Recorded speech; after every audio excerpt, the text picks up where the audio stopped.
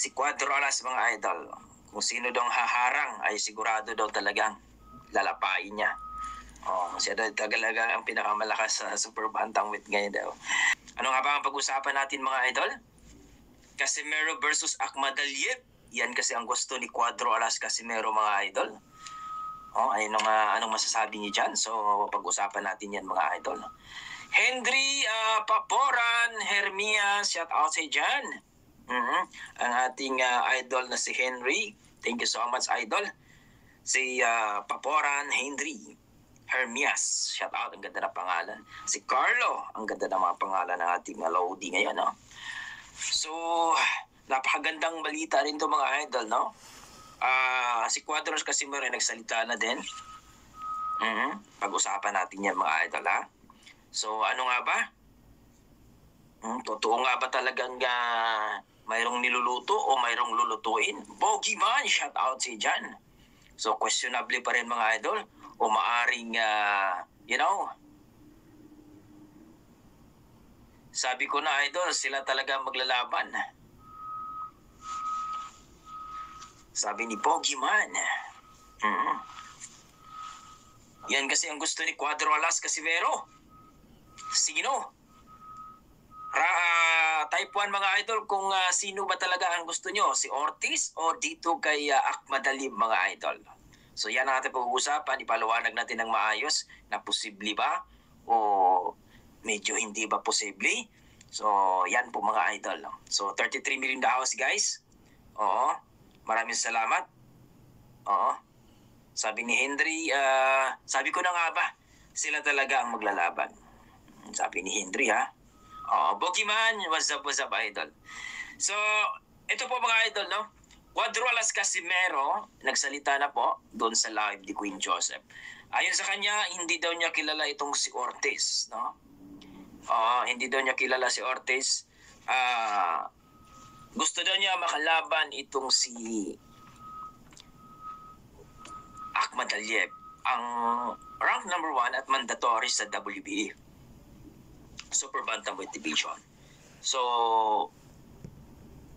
alam naman natin mga idol na nawindang talaga ang buong YT regarding po sa nakalap natin na balita mga idol. Ayon dyan sa balita ng isang na may isasagawa na laban dito kay Cuadrolas Casimero, ang ating nag-iisang angas ng Pinas. Dito kay Abimael, no? Abimael Ortiz mga idol, isang Puerto Rican. So, kung tinignan naman natin yung pangalan na to, kung totoo naman, ay nasa ranking, no? At isa pa mga idol ay mayroon tayo nakausap din dyan at na-confirm natin at na ibalita rin ni Pinoy, no? Boxing Proto G mga idol. So, kilala nyo siguro si Boxing Proto G mga idol. Yan pa ay hindi pa konfirmado, no? Kinonfirm lang yan na mayroon nga silang isinagawa. So ibig sabihin mga idol, under process pa, no? Under negotiation pa yan. Ibig sabihin hindi pa talaga. Siyempre, kung magkakasundo sila, both manager at kasi hindi naman kailangan ni Casimero ngayon ng promoter kasi pre-agent po siya.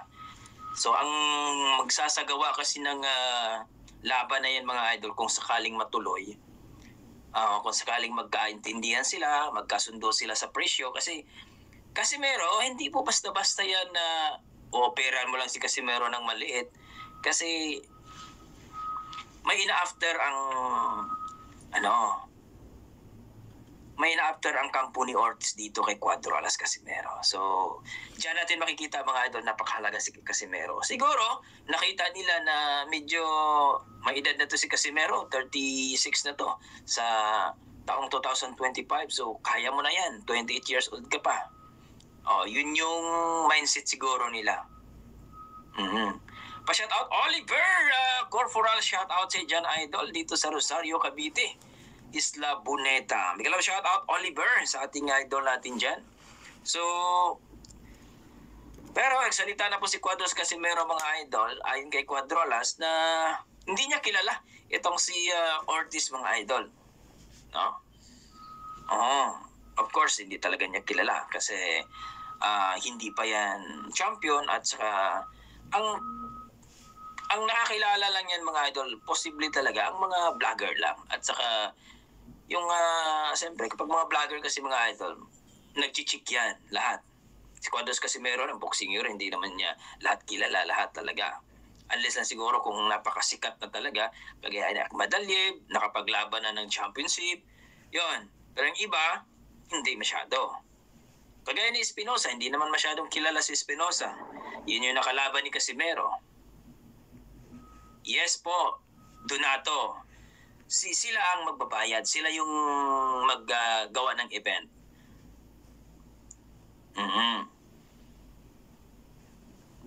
Oo, Idol Donato. So, siyempre, si Casimero, gustong-gusto niya si Ahmad Aliev talaga. Oo. Kahit ako naman, kung ako nga, sabi ko nga sa inyo, mga idol, na kung makuha nila si Ahmad Aliev, mga idol, no? Napakasarap. Kasi ito na yung way. Ito na yung way na makalaban sila kay Inoue. So wala nang lusot si Inoue dyan kung yan nga ay makalaban ni Casimero si Ahmad Aliev. Oh, ako for sure ako dyan. Basta maayos lang ang training ni Casimero, popolbosin lang yan ni Casimero yan si ano. Popolbosin lang yan ni Casimero si Ahmad Aliev. Basta maganda lang yung training ni Casimero. So, pag yan ay makuha nila, pero yan ay dadaan talaga sa butas ng karayom din, mga idol. Kasi sabi ko na nga ba sa inyo, mga idol, na itong si Ahmad Aliev ngayon, nag-waiting na ito kay Naoya Inoue. At inaasar na nga itong si Naoya Inoue, mga idol. No? Inaasar na itong si Naoya Inoue. No? Na tawag dito sa Bisaya, Talawan. Takot. No? Takot. So, dyan po natin makikita, mga idol, na ito po, sabi ko na sa inyo, mga idol, na kung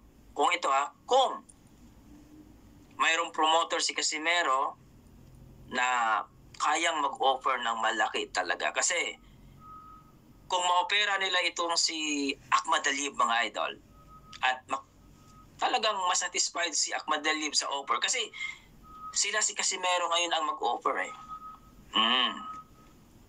Sila. Kasi rank number 1 si Ahmad Aliev Hindi naman po basta-basta na lalabanan ko si Ahmad Aliev. Madaling magsabi, pero hindi po ano yan. Shout out MG Miranda Akera, shout out siya dyan. Sabi ni Akera dito. At Iking Bulitik, shout out siya dyan, idol. Okay to, sana kung matuloy. Yes po, para sa akin, okay naman. Kasi for activity ni Cuadrolas, no? Tataas pa rin ang ranking ni Casimero. Kung makalaban niya dito itong si kung ito si Ortiz. Nasa rank number 50 naman siya, pangkalahatan, rank number 48. Yun nga lang, si Casimero kasi nasa rank sa WBC at WBO. So,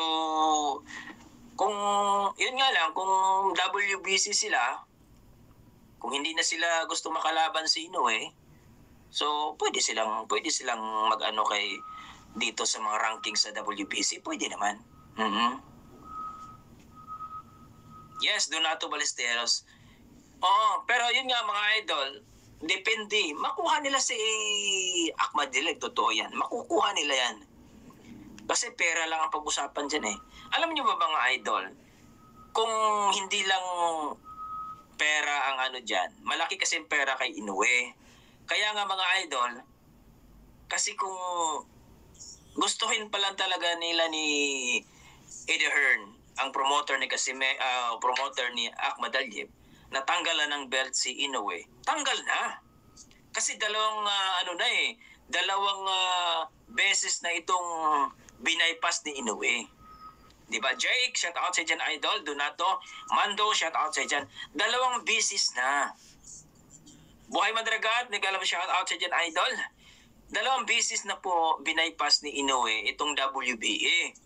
So, kung titingnan natin, tanggal na sana yung belt na yan. Pero because of malaking pera at nangako itong si Bob Arum kay Akhmadaliev, relax ka lang. Kung gusto mo magkapera, malaking pera, hantay ka lang. Oo, antay ka lang dyan. Hindi naman kami tatakbo eh. Ngayon, tatanggalin mo yung belt ng IBF, wala kang pera makuha. Di ba? Kasi malaking pera talaga dito kay Inoue. So, hindi natanggal yung belt. Dahil, siyempre, pag-uusap yan eh. No? Dahil kung anuhin natin, tanggal na yung belt ni Inoue sa WBA. 2 beses ba? Kagaya lamang ni Martinez, no? Oh. Hindi niya nilabanan yung mandatory niya sa IBF. Oh, kinalaban niya yung Hapon. Nag-unified yung WBA. 'Di ba? So, nanalo siya pero tanggal din yung belt niya. Si Martinez. Pero dito kay Inoue, malupit ang promoter, siyempre ang pera. Oh, kukunin mo yung belt ng IBF, wala ka rin pera. Kung aantayin mo si Inoue, maaring magkapera ka o maaari ding hindi ka rin labanan. So, marami nagsasabi ngayon na si Inoue aakyat na yun ng featherweight after laban ni Goodman. Tandaan natin 2 beses na bypass si Akhmadaliev. So marami tuloy yung mga boxing fans ngayon at mga eksperto na mukhang takot talaga to si Inoue ng medyo di kalibre. Kagaya ni Casimero, Akhmadaliev. Bakit kumuha siya ng Duhine, yung laban niya kay Duhine, di ba? Kung tutuusin, kung gusto niyang labanan si Casiremi, pwede niyo si Casimero yung labanan niya. Pero si Duhine kinuha niya. Kasi nga, na-knockdown siya kay Nery. So, nandun yung trauma niya. Putsa, paano lang kung si Casimero ang makalaban nito. Lalong-lalo na natakot talaga nung nilapa ni Casimero si Sanchez. Pusang gala, talagang takot na takot sila eh. No? Kita naman natin. Pero ito mga idol, Casimero versus Akhmadaliev, napakasarap po ito. No? Dito natin makikita, ito magandang laban din to. No? Pagpapawisan din si Casimero, pero feeling ko dito talagang bakbakan to ng malupitan, Casimero versus Akhmadaliev.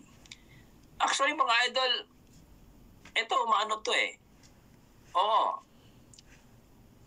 Madali itong kung siyempre, kung may promoter si Casimero ngayon, no? Ayon kay Cuadras Casimero, gusto niya talaga si Akhmadaliev din. Si Akhmadaliev talagang gusto niya makalaban kasi hindi daw niya kilala si Ortiz. Kasi nasa WBA yan eh.